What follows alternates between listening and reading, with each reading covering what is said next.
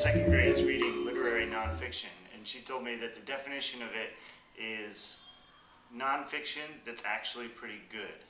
So as a change for me for summer reading, I'm actually reading some literary nonfiction, or what might be called literary nonfiction. Over the break in Goa, I read two memoirs, one by Terry Castle, an English professor at Stanford, and another by Andre Dubusse III, who wrote House of Sand and Fog, that you may be familiar with.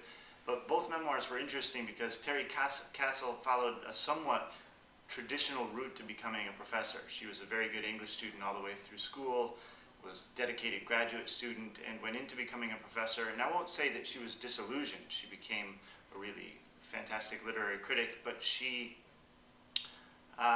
realized that maybe being a professor wasn't quite as romantic as she envisioned it. So it was an interesting read, also a difficult read, filled with literary allusions, but at the same time capturing something of contemporary life in the United States.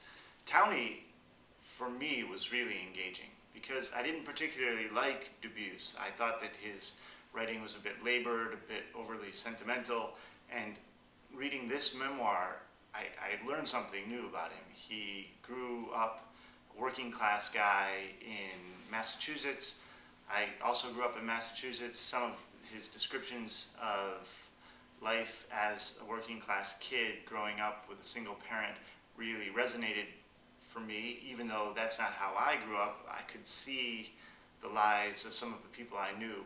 And he really, despite the fact that he had a very famous father, very famous author father, his route to becoming a successful author was quite different.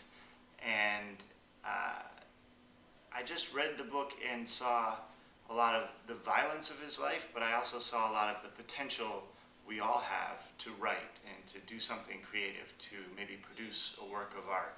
And I think that what came out of it was that it's passion, desire, but also the willingness to work every day. So two great pieces. I know it's still not summer yet, but the vacation in Goa felt like summer, and that's the reading I did just last weekend.